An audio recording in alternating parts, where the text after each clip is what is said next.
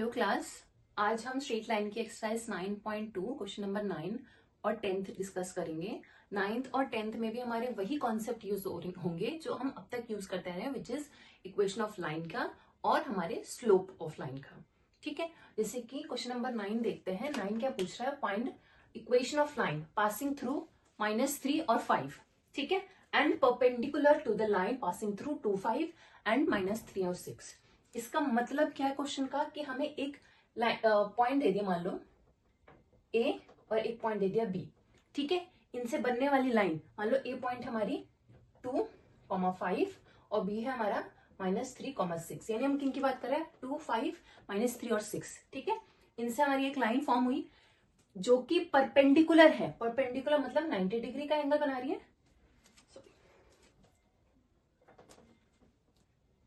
90 degree का angle बना रही है। ठीक है, और पास थ्रू कर रही है -3 और 5, यानी कि एक पॉइंट इस पे कहीं आएगा जो कि होगा -3, 5। ठीक है, अब हमें जो ये वाली लाइन है, मान लेते हैं हम इसको सी और डी लाइन दे देते हैं। जो सी और डी लाइन है इसकी हमें इक्वेशन बनानी है। ठीक है, पहली चीज क्या करेंगे? पहले तो ए और बी, इसके दोनों कोऑर्डिनेट पता है, इसकी स्लोप निकाल लेंगे। जैसे ही स्लोप निकाल लेंगे, हमें पता है दूसरा, अगर दो लाइन परपेंडिकुलर हैं तो उनकी स्लोप का प्रोडक्ट क्या होगा? हमारा -1 होगा। ठीक है, उस कॉन्सेप्ट पे हम क्या करेंगे? इस लाइन की हमें स्लोप निकाल देनी है। जैसे ही इस लाइन की स्लोप आ जाएगी वैसे हम इक्वेशन में पुट कर देंगे। अब आते हैं डायरेक्ट सॉल्विंग पे। पहले हमने क्या किया? स्लोप ऑफ ए और बी निकाल लिया। स्लोप निकालने का easy concept, y2 - y1 upon x2 - x1। y2 यहाँ पर क्या है? y2 हमारा 6 है और y1 हमारा 5 है, तो यहाँ आ गया 6 - 5 अपॉन x2 यानी -3 - 2। ठीक है, -2, तो ये बन जाएगा हमारा -1/5। ठीक है, अब यानी कि हमें इसकी स्लोप निकल गई। इसकी स्लोप कितनी निकल गई? m1। ठीक है, हमें पता है, क्या पता है? m1 m2 किसके इक्वल होगा? -1 के। यानी कि अगर हमें m1 पता है तो m2 किसके बराबर हो जाएगा? m2 बराबर हो जाएगा -1/m1 के। ठीक है, अब फॉर्मूले में पुट कर दो, -1/m1। ठीक है, m1 कितना निकला? -1/5। जैसे हम सॉल्व करेंगे, जो माइनस है यहाँ पर, ठीक है, माइनस माइनस क्या हो जाएगा? प्लस हो जाएगा। तो हमारा स्लोप क्या निकल गया? इसकी स्लोप निकल गई हमारी m2 निकल गई हमारी 5। ठीक है, अब देखो, हमें स्लोप पता है, हमें एक पॉइंट पता है। अब हम इक्वेशन ऑफ लाइन फॉर्म करेंगे। कैसे? हमारे पास एक फॉर्मूला है y - y1 equals to m x - x1। ठीक है, y1 x1 क्या है हमारे? ये जो कोऑर्डिनेट गिवन है ना, -3 और 5, x1 है -3 और y1 है हमारा 5। अब इक्वेशन में पुट करते हैं y - 5 इक्वल्स टू, स्लोप कितनी निकली हमारी? 5, ब्रैकेट में x -3। ये माइनस माइनस प्लस हो गया, तो इक्वेशन क्या हो गई? y - 5 equals to 5x plus 5 3 = 15। इसको इक्वेट कर दो, this will become 5x - y plus 15, इधर जाएगा तो +5 इक्वल्स टू 0। फाइनल इक्वेशन क्या आ गई हमारी? 5x - y plus 20। ठीक है, इक्वल्स टू 0। यही हमारी फाइनल इक्वेशन है। शॉर्ट रिकैप, पहले हमने क्या किया? हमने परपेंडिकुलर है तो दूसरी लाइन की हमने स्लोप फॉर्म कर लिया। वहां से हमने स्लोप के रिलेशन से हम लोगों ने दूसरी लाइन का भी स्लोप फॉर्म कर लिया। हमें स्लोप मिल गया, हमें एक पॉइंट गिवन थी, हमने फॉर्मूले में पुट कर दिया और हमारा फाइनल आंसर आ गया। अब आते हैं हमारे क्वेश्चन नंबर 10 पर। क्वेश्चन नंबर 10 क्या है? सेम उसी से रिलेटेड क्वेश्चन है। देखो, इसमें क्या किया है हमारा, हमें 2 पॉइंट दे दिया, 1, 0, 2 और 3। क्या दिया? एक लाइन है, परपेंडिकुलर है और वो उस लाइन को 1:n में डिवाइड भी करती है। ठीक है, तो हमने मान लो अब इस लाइन की हमें क्या निकालनी है? इक्वेशन निकालनी है। अब ये कैसे करेंगे भाई? हमें सेक्शन फॉर्मूला पता है। सेक्शन फॉर्मूले के यूज से हम क्या करेंगे? जो पॉइंट के कोऑर्डिनेट है ना, ये हम निकाल लेंगे। ठीक है, तो ये किस रेशियो में कट हो रहा है? 1:n में, तो ये हो जाएगा n।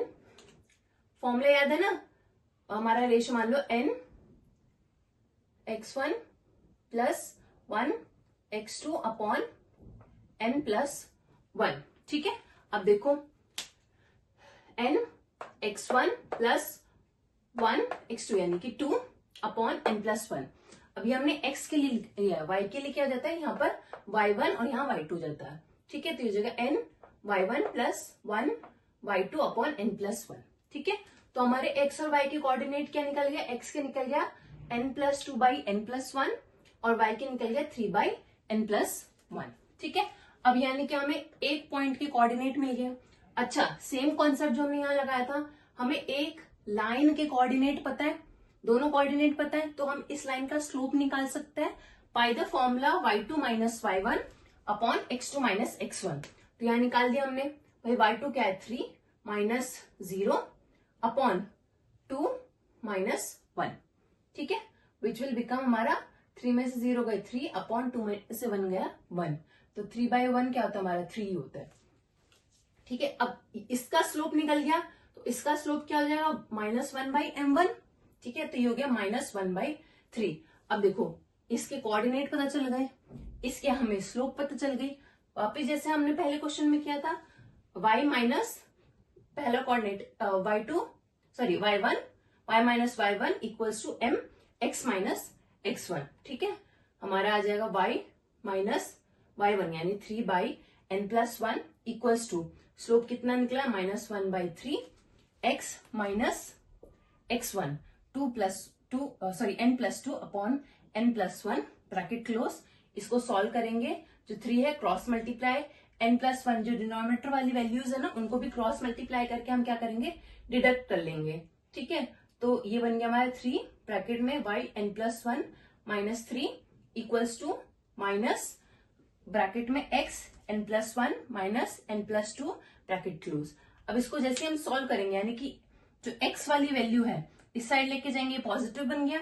ठीक है, x के साथ क्या है n+1 x, y के साथ क्या है 3 और n+1 यानी 3n+1 y माइनस ये हमारा 3 3 9 इधर ही रहेगा और यहाँ का -2 9 10 11 -11 ये माइनस माइनस प्लस यानी कि ये आ जाएगा -n, यानी फाइनल इक्वेशन आ गई हमारी n+1 ब्रैकेट में x plus 3n+1 y minus n - 11/0। अच्छा, अगर ना समझ में आया हो तो ये देखो यहाँ पर हम क्या करेंगे 3y n+1 माइनस 3 3 क्या हो जाएगा 9 equals to minus x n+1।